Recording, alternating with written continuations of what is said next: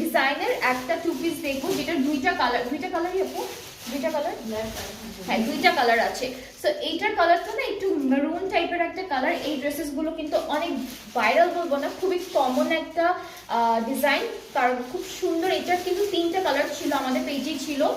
একটা অফার ছিল, একটা এই কালার ছিল, একটা ব্ল্যাক। সো অফারটা নেই, বাকি দুইটা কালার আছে। সো আমি সেগুলো দেখাচ্ছি আপনাদেরকে। সো নেকটা খুব সুন্দর একটা জারি দিয়ে হাই নেক একটা কলার দিয়েছে নেকটা। এরপর স্লিভসটা হচ্ছে মেইন অ্যাট্রাকশন, তো স্লিভসটা খুবই সুন্দর। এটা হলো স্লিভসের পার্টটা। স্লিভসটার ভিতরে ডিজাইনটা একটু দেখাই, সি থ্রু থাকবে।